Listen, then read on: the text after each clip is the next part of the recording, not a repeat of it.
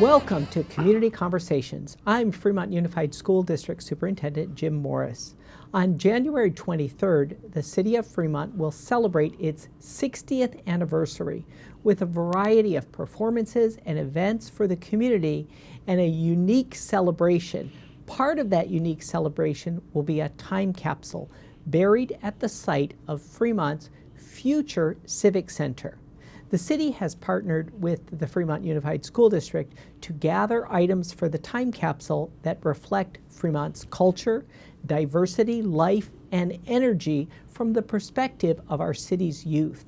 The capsule will be opened 40 years from now in time for Fremont's 100th anniversary in 2056. With many of us with us today to talk about the Time Capsule Project and the city's anniversary and all of the excitement happening in Fremont is our Mayor, Bill Harrison. Welcome, Mayor Harrison.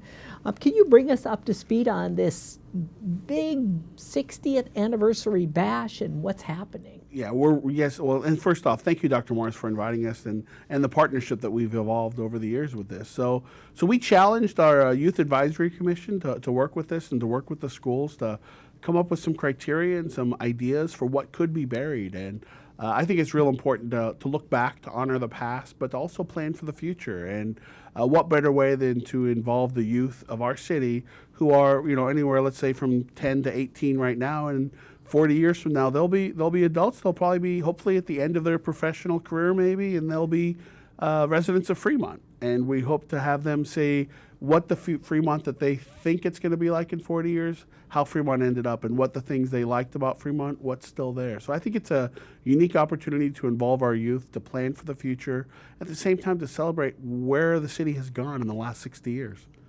Now, how big is the time capsule? We're still figuring out how big it's going to be, depending on what we're putting in there. And a lot of it's going to be stored digitally. We've worked with the laptop providers that they're gonna.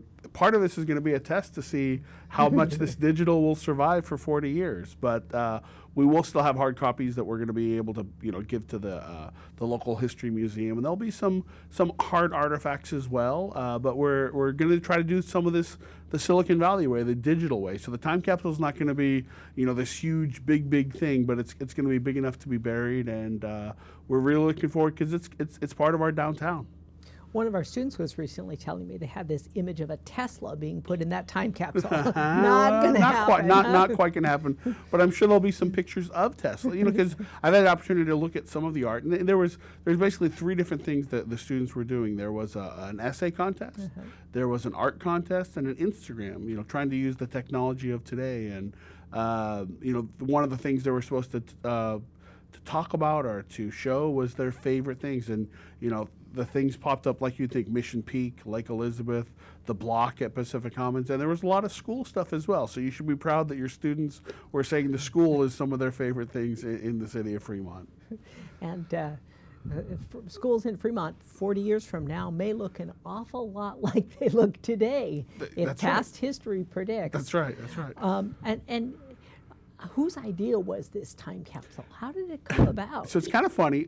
My kids and I were watching a movie or a TV show. I kind of forget what it was, and it was the opening scene was a small town USA, and they were bringing out a time capsule that was buried 100 years ago. And my kids asked what it was, and I said, "Oh, they used to do these things a lot more, and they really don't do them now." And I kind of thought, we should do it, and the opportunity just arose. And it's kind of ironic, as mayor, I've been mayor for 3 years, and I've honored 2 organizations that have celebrated their 100th anniversary being in Fremont, and the Masons also buried a time capsule, and that all that stuff started to get brewing in the back of my mind, and I kicked it around with some people at City Hall, and the Youth Advisory Group just stepped up and ran with the ball.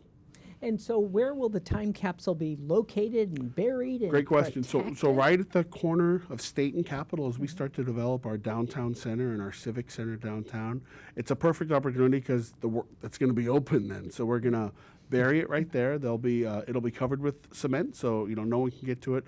And then we're going to have a bronze plaque placed on top that basically talks about the date it was buried and the instruction date to open it, which will be, as you said, 40 years later on Fremont's 100th birthday.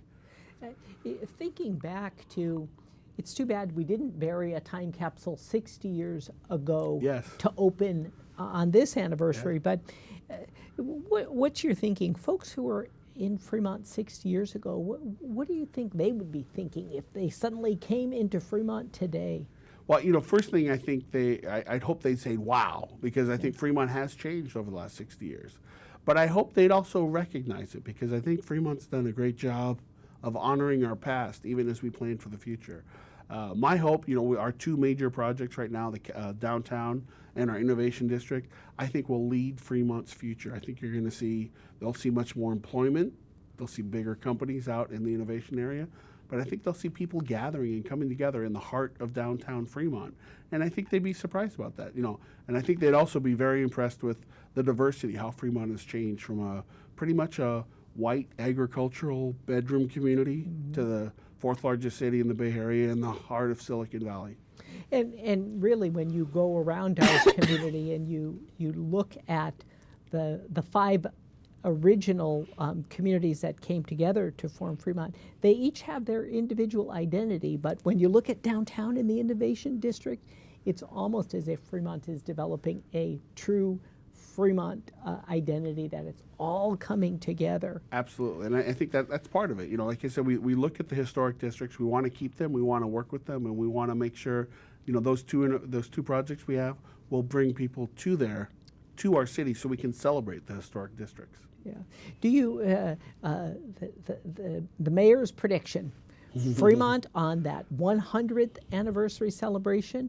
What's Fremont going to look like? Well, that mayor's going to have to plan a bigger party than this. We did it pretty well at the 50th, but they're going to have to go way over the top for the 100th. So the bar is going to be set very high. But I think people will be proud of Fremont 100 years. I think you're going to see, our schools continue to be great. I think our residents will continue to be great. We've planned for a city where people can live, work, shop, and play. And I think they're going to continue to see that. We have a park system. We have a great employment system. You're going to see, by then, there'll be 3 thriving BART stations in Fremont. You'll see major employment. Tesla, by then, will probably be the world's largest auto producer. You're going to see technology coming out of Fremont that continue to lead the way through Silicon Valley. And you'll see people happy to live in Fremont because it's such a great city. Now, in addition to the time capsule project, are there other events planned to help celebrate that 60th anniversary? So that day, we're going to bury the time capsule. That's one major event. And the second major event we're going to do that day is kind of a community picnic. We're going to have some of our food truck people down there. We're going to have some picnic tables. We've asked some local high school bands and some dance studios to come and entertain people, just to be kind of a gathering place. People come together to celebrate 60 years of history and also to talk about what the next 40 years will be like. And this is just one Saturday in January. We're hoping that people celebrate all throughout the year, whether it's different service clubs or different groups and different school activities, to kind of take it up and celebrate Fremont's 60th anniversary in your own special way, and keep us involved, and let's work together to make sure we celebrate and have a great year. And you really think about it, in human years, 60, man, we're getting close to being a senior citizen at 60, but Fremont at 60 years old is sure a young, vibrant, changing place. If members of the community want to find out more about the event and how do I get there and what time do I arrive, what resources are available? They can check out our website. We have a part of our website, fremont.gov.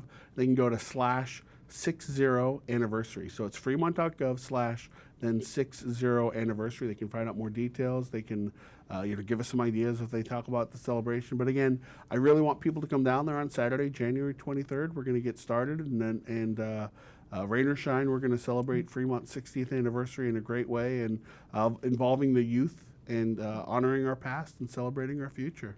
Well, and I think it's a beautiful way to hook young people in, to say your future is in Fremont. 40 years from now, we're counting on you still being here, working, living, playing, and thriving in Fremont when this time capsule is opened. It's for young people, it's a wonderful milestone to look forward to. Yeah, mark that on the calendar now. Absolutely. You have a date for 100, 2056, January 23rd. And that's part of what we're doing in the city of Fremont right now, Dr. Morris, is to make sure those students that you're training in our world-class schools have a house to come to at the end of the day, have a job to come to at the end of the day, and have a community that they want to live and raise their families in. So the challenge is out there. Again, 40 years in the future, it's going to be a great day. I hope we're both there, and we can someone can push us up there, and we can be there, and we can remember that we talked about it, we planned for the future, and we're going to celebrate 100 years. Awesome. All right. We all look forward to it. Any last words you need to get in, Mr. Mayor, about the anniversary celebration? Just a thank you to the Fremont Youth Advisory Commission for picking up this challenge and taking it, making it their own, and all the students that participated in this. We say thank you, and thank you for honoring the city. And Dr. Morris, thank you for letting me talk to the community. And we're ready to be there on January 23rd at that anniversary celebration. From all of us at Community Conversation, I know you'll join me in thanking Mayor Bill Harrison and looking forward to Fremont's 60th and eventually 100th anniversary.